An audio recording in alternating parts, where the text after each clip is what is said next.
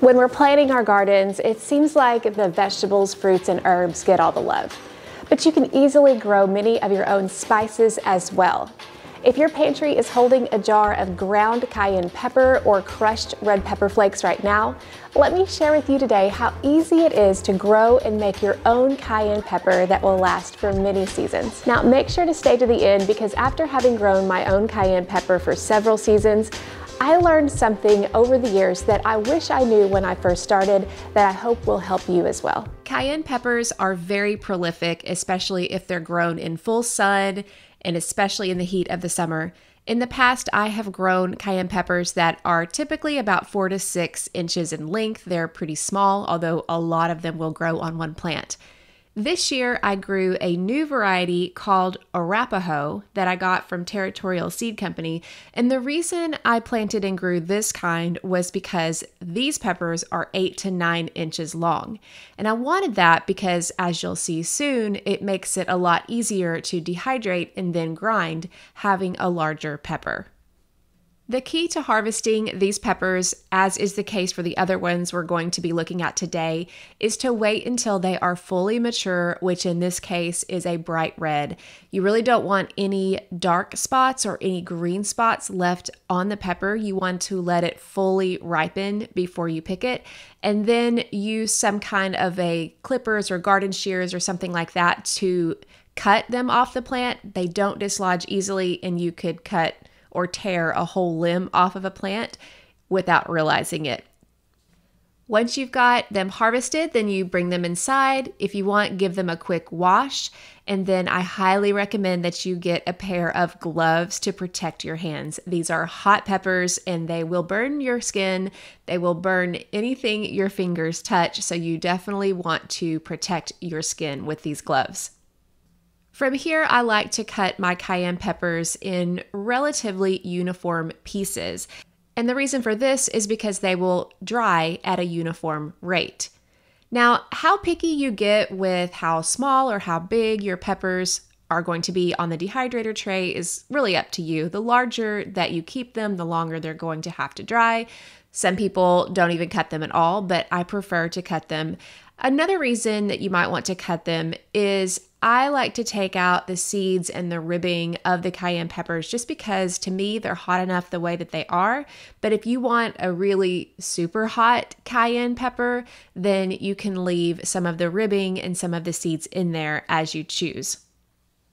When I'm putting the pepper pieces on the dehydrating trays themselves, I really don't worry too much about getting them too close together because as they dehydrate, they are going to shrink in size. So as long as they are not on top of each other, I don't mind if they're touching a little bit just to be able to get more out of the space that I have on my tray.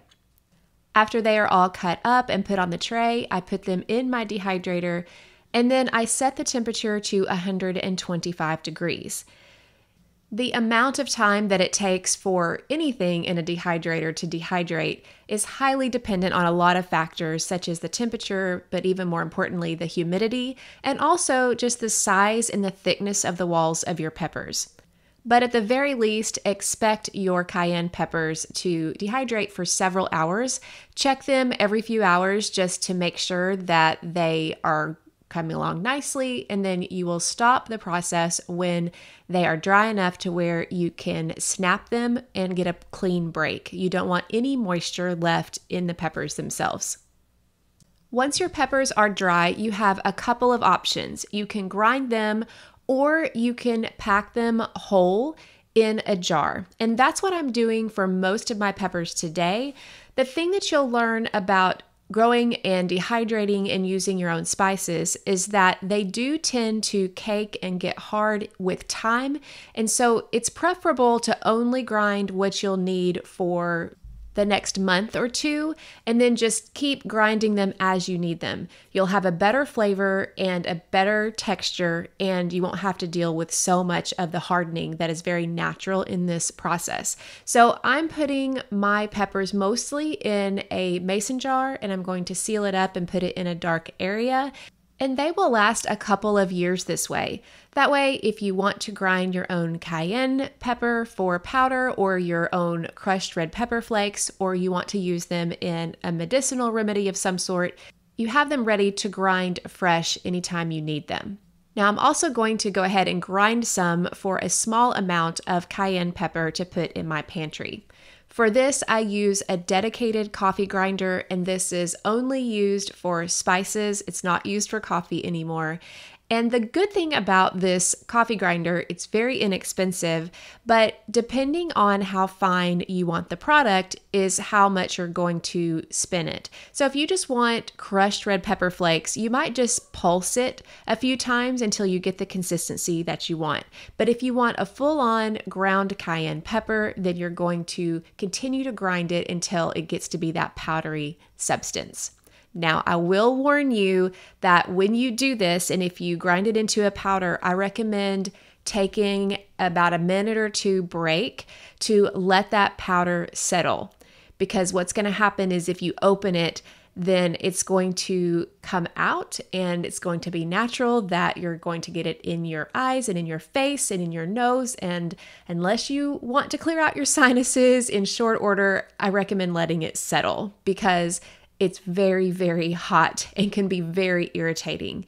So make sure it settles and then you'll be ready to put it in the spice jar. Now that you can see how easy it is to grow your own cayenne pepper, here's a tip for you that I wish I knew when I began. I planted more plants than I needed. Both varieties of cayenne peppers that I grew, both a regular small cayenne and the Arapaho, were extremely productive. I didn't need the 5 plants I grew. For a small household, I would probably only plant 2, 3 max. Another thing I learned is that when these peppers are dried and not ground, they will last for a few years at least in a mason jar at room temperature. I'm still grinding cayenne peppers I dried 3 years ago. You can add an oxygen absorber if you like, but if you get your peppers fully dehydrated, I haven't found that necessary. So all you have to do is buy a seed packet of peppers. Most will list cayenne in the description, if not the name. Plant a few, harvest, dry, and grind, and then you'll have homegrown cayenne pepper. For the price of a seed packet, you'll get multiple jars that will last you several years, and in my opinion, it tastes better too. If you have the space, don't limit yourself to just vegetables in your garden this year. Try some herbs and try some spices too. I think you'll really have fun with it. And to learn more about how I grow almost all the vegetables and herbs and many of the spices in my own garden, be sure to like and subscribe for more about how I do that in my garden each year. And if you're a podcast listener, be sure to subscribe to the Beginner's Garden podcast for more beginning gardener tips just for you.